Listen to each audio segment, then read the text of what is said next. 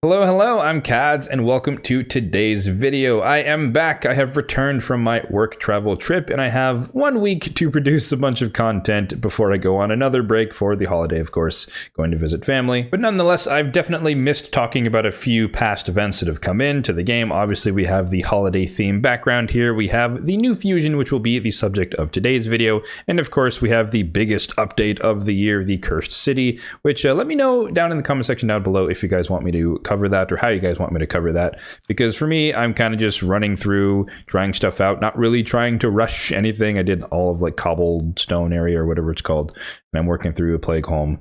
So I'm just kind of miling around, working my way through, just fighting different things. But if you guys want specific targets or goals, let me know and I can share some teams or some concepts or stuff like that. But of course, the focus for today is the hybrid style fusion going on currently for Blizaar the Howler. And for those who are less familiar with the term hybrid in terms of fusions, that just means that it is a hybrid between a fragment summon and a traditional fusion, and that you have the traditional aspect of having to collect epics and fuse them into the legendary. However, you get the epics by collecting epic fragments instead of collecting a bunch of rares, leveling them up, and fusing them in to the epics. So for starters, is Blizaar the Howler worth your time, potentially money, and resources? Well, let's take a look at his kit. First of all, he is a defense-based Spirit Affinity champion with pretty solid base stats, relatively high on the base defense, around 1400, pretty healthy amount of HP as well at 20,000, decent speed, 102, and then he has a bonus of 10 accuracy as well as a bonus of 20 resistance. All champions in the game, for those who don't know, have a base of 30 resistance, so he has a plus 20 on that. Diving into the abilities, on the A1 we have a triple hitter at random, which has a 50-50 chance when booked to place freeze, and this is effective against the hard Fire Knight because each hit has a chance to place the freeze, unlike Shirmani, who can only place one freeze per enemy. On the A2, which books down to a 3-turn cooldown, he can remove all CC debuffs, so everything stun, sleep, fear, freeze, provoke, and petrification, and then he'll replace it with increased defense and ally protection on all allies except for himself. So essentially, you get a increased defense and ally protection champion, but he can also has the side benefit of removing all types of CC debuffs. On the A3, it's an AoE attack that has a 100% chance when booked on a 4-turn cooldown of placing a freeze, and it also has a 100% chance when booked of decreasing the turn meter of all enemies by 30%. So once again, this ability is going to synergize well against Fire Knight Hard, but also it's just a general form of CC, being able to 100% freeze on an AoE attack. On the passive, we have the passive effect, which does not have a cooldown. The cooldown is for the active bit, which we'll get to in a second. But whenever an enemy tries to place a freeze on this champion, instantly transfers it from this champion back to the enemy. So essentially, he's immune to freeze and he will reflect it back. So it's good against a Tormund, for example, good against Shirmani, Ninja, any champion who can freeze. And then the active effect on a 3-turn cooldown is that whenever this champion is killed, revives them with 30% HP and 30% turn meter with revive on death. So essentially, he can die, come back to life, and then also die again and revive himself with the revive on death, which makes him a very, very solid tanky champion when you consider that he also provides the ally protection. So what do I think overall for the champion? I honestly think he's underrated, dare I say. I would give him maybe like a B+, A-, honestly. I think his kit, you read it and you think, oh, Fire Knight Hard, I'm not ready for that content, or that's the only place you could use him. But really, this A2 is ally protection and increased defense on all allies on a 3-turn cooldown, which is just screams traditional clan boss. So if you're starting out, or if you're in the earlier stages and you're trying to get towards Ultra Nightmare, then having this type of champion combined with some other ally protector is basically going to cover you and carry you all the way through Ultra Nightmare Clan Boss. So that can be very, very useful if you have the resources in the early mid game to pick this guy up and you're struggling to progress in Demon Lord Clan Boss. In addition, I've also heard some rumors that he might be decent in Baumel because of the passive being able to revive himself, but also have revive on death, and possibly being able to freeze the minion so he just takes less damage. So there might be some synergy there. I haven't seen any content on that specifically, but I've heard that that might be possible for those struggling with Baumel. And of course, as we mentioned, the most obvious area would be a Fire Knight Hard mode, being able to utilize all of these various chances to freeze. And he does have a relatively higher chance compared to the Epic Crowdin the blue. I think Crowdin has like a 40% chance on a 3-hitter on the A1, so this is 50%, so it's just a higher likelihood. And then instead of having 2 chances at a 65% clip, you have 1 chance at a 100% clip. So you can kind of pros and cons there. 2 hits, you might be able to get a double freeze, but you also can get no freezes for Crowdin. In this case, you're basically guaranteed at least 1 freeze. abilities. So I think he's more useful than people give him credit for, but I can totally understand the argument of saying he's probably not going to be that good and you'd like to skip him. I personally wouldn't recommend that, because even if Fire Knight hard seems way distant in the future, it's better to bank a legendary that can help you there down the road for later, compared to just skipping it and hoping that you get something equivalent down the road when you actually feel like you need to accomplish that whatever content. So if you have been convinced and you are trying to go for this champion, let's talk about the fusion plan, or a fusion plan, to get him on your account.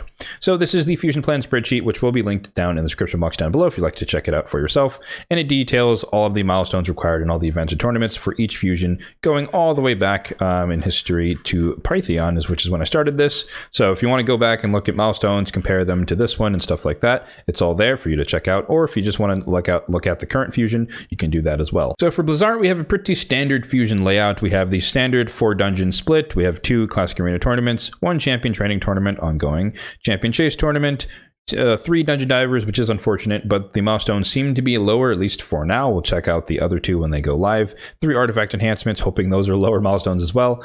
And a champion training tournament, only 4 days, not a 5-day, which is kind of nice. And then the summon rush, which is ongoing right now as well. For the noteworthy elements pertaining to this particular fusion, there are a handful of things we should probably mention. First of all, being the hybrid style, which I mentioned earlier. So there are no rares to gather. You have to get all of the epic fragments, all 400 of them, because they're 4 epics, 100 each. You have to get all 400 of the fragments in order to fuse him, meaning that you cannot really skip events. We'll talk about maybe you might be able to do that, but generally speaking, I do advise that you try not to skip events unless you absolutely have to, or you plan to, because you have some knowledge of the other events and tournaments going live and how you plan to acquire the fragments from them. And that's a great segue to talk about where the bonus fragments for this fusion are located. In this case, the first time ever, it's located, there are 50 that are located in a hero's path. Now, we don't know how far down the path it's going to be, but we do know, I guess it's not in my fusion plan because typically I don't include any bonus fragments or aspects to fusion, so that things you get from tournaments and stuff like that, because those are never guaranteed. However, I might add the hero's path because it is something that can be more accessible. It's not a competition.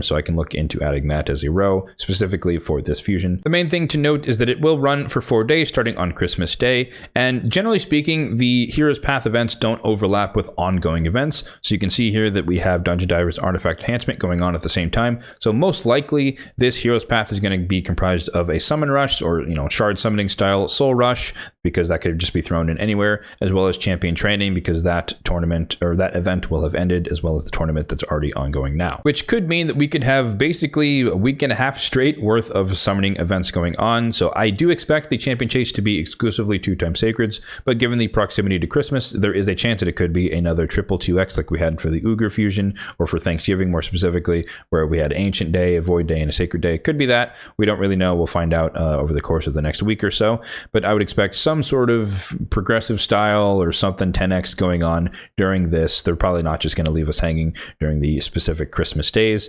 And then that will feed right into potentially a 10x, maybe a progressive style event on the following weekend, but that is, of course, after the fusion ends. And while we're here, might as well note that, of course, this is the Christmas holiday region, so most people, or a lot of people, might be busy, so you have to plan your play accordingly, or just plan to just spend time with your family and ignore that part of the fusion, or ignore the fusion in general. It's up to you how you want to do it, how you want to play, how you want to manage your time, and potentially your life. As far as the pinch points are concerned, or what I define as the overlap between dungeon tournaments as well as champion training, we're starting with one right now with the champion training tournament as well as the dragon tournament going on, which leads a little bit into Ice Golem. And then we have the second pitch point just before Christmas and during the Champion Chase, where we have a champion training overlapping entirely with the Fire Knight tournament. And the last thing to point out is that the Champion Chase is in the middle / near the end of the fusion. And because of the style of this, you should have maybe like 2.5 of the epics done. If you're pursuing the fusion, that is, you should have 2-ish of the epics completed, meaning that you could fuse them during the Champion Chase, which will give you 500 points towards whatever the milestone is. I'm expecting it to be 2,500. Actually, this should have an asterisk. Let's do it live. I'm expecting it to be around the same. Some people think it'll be higher. It might be, but given how some of the other milestones are on the more lenient side, I'm not banking on it being super high. But nonetheless, you should be able to bank 500 points towards that. But also, of course, I think it's worth mentioning that you can take advantage of ongoing fusions in the game or permanent fusions in the game, as well as any previous fragment summons you have. So in my case, I have a ton of legendaries that I could summon, 500 points a pop, maybe 650 for a void legendary like Supreme Elhain or Euros the Soul Cage.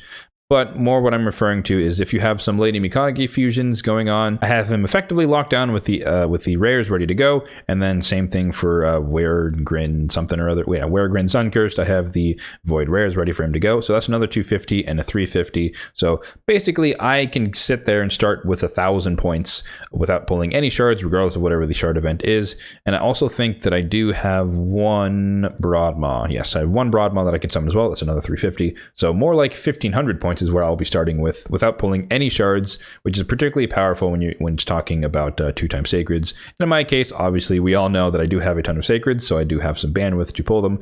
But if I could save some by pulling more fragment champions that are free, why not? So last few things to mention in the spreadsheet. I did mention the asterisk, and for those who don't know about the format of the spreadsheet, anything marked with an asterisk here in the milestone area means that we don't know the exact value yet, but it is a predictive value, and I usually base that off of historical precedent.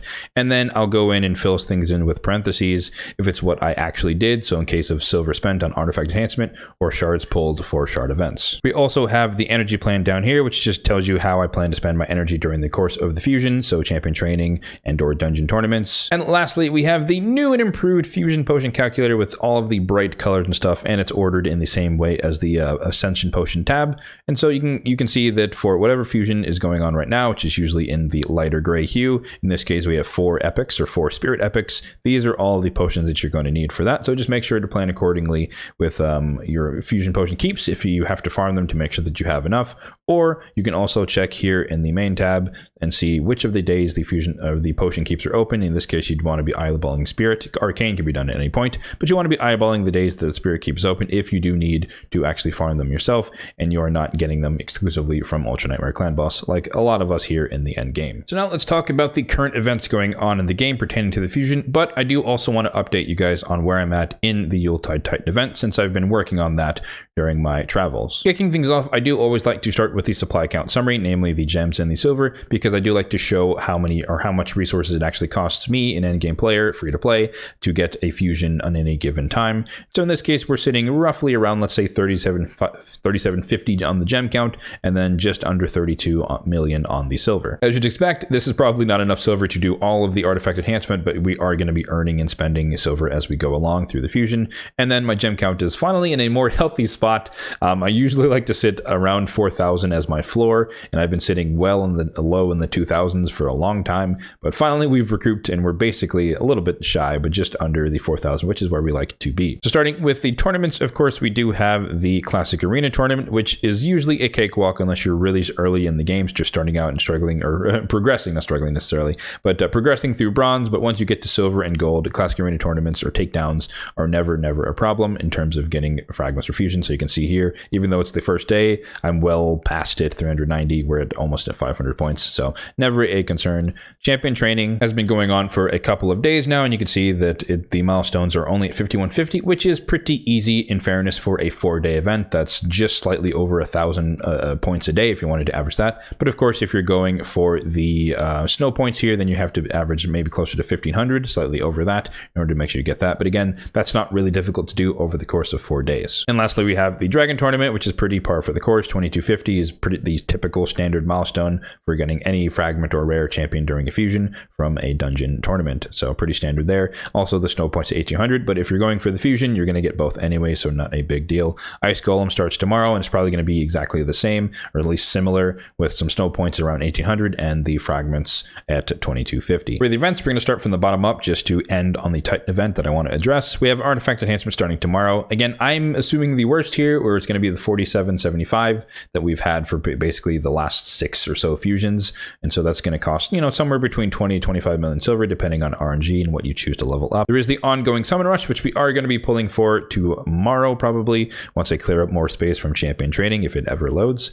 But I believe the fragments are at 3,000 points, which is around 6 sacreds or so.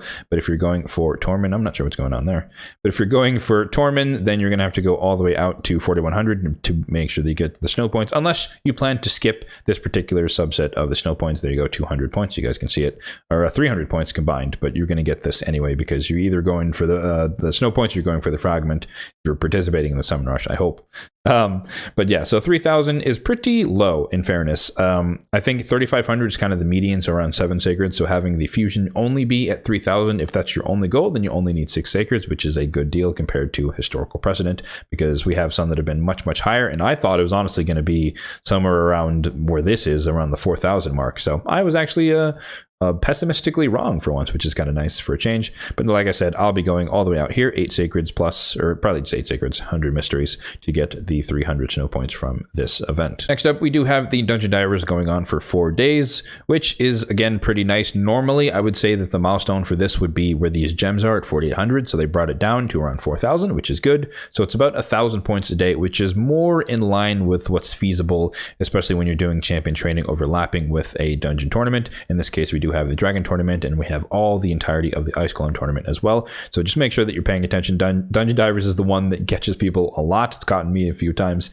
myself. And so just make sure that you're progressing each day at least around 1,000 points, making sure you're getting these fragments here at 4,000. So now let's talk about the Yuletide Titan event. As you can see here, I'm sitting pretty at 1450 on the points. So we're just around 500-ish points shy of getting Tormund the Cold. And I do plan to get him. I plan to get him from the get-go, as well as complete the fusion. So I don't have a problem doing that. I have the resources to do so just because of my playstyle in particular. And I think the summon rush will add 300. So effectively we're at 1750, because I know I'm going to get that when we pull some sacreds tomorrow. So realistically, I will only need an additional 250 points to guarantee myself Tormund the Cold. Now, overall, I've skipped 3 events, and I chose them specifically because I just didn't want to worry about them. The first artifact enhancement I just didn't do. I was pretty low on silver, and I knew that there was a fusion coming up, which usually has 3 artifact enhancements, so I didn't want to participate in that one. However, the second one got me because I was already kind of spending some silver tweaking some builds, and I ended up getting like 2,000-ish points, and I was like, well, if I already spent half of it, then I might as well go all the way out to the 40 or 4,000 or whatever it was. So I ended up doing that second artifact enhancement, but even though I planned to skip it originally, it just kind of fell by the wayside, and I ended up doing it.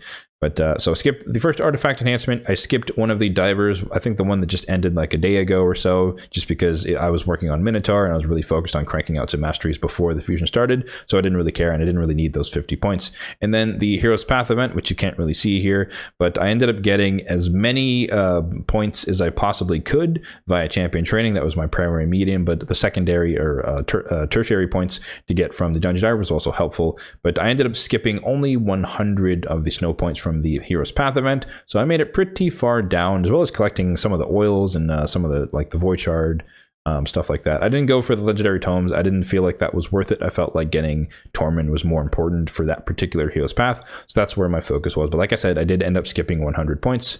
So grand total thus far, I've skipped 200 points, meaning that there's still 300 buffer that I can skip in terms of events. So we are well on our way to getting Tormund. I'm not worried at all about getting him. And I know there's probably going to be some in that next Hero's Path. And so that's where I'm going to be looking again to see where I can skip potentially some snow points. So that's going to do it for today's video. It is good to be back in the swing of things, at least for the next week. Like I said, I will be traveling home for the holidays, and so I won't be making videos during that period between Christmas and New Year's either. But nonetheless, we're here. We're going to crank out as much as we can during this week. And with that in mind, stay tuned tomorrow, because we are going to be pulling some sacred shards in this summon rush, and we'll see what we can get towards the fusion, as well as maybe getting a new legendary. And one last thing to mention is that if you want to help shape the future of this channel, I did post a poll recently on my community tab, and I'll link it down below in a pinned comment. But if you guys can let me know what your favorite category of video that I produce, so I can focus more on that in the coming year, or if you want some new category that I haven't talked about at all, then leave that in the comment section of that poll as well, just so I know what you guys want to see in the future. As always, if you did find this video helpful, then be sure to hit that like button down below. And of course, if you enjoyed the video, then be sure to subscribe to the channel for more content just like this one in the future. Thanks for watching, and have a good one.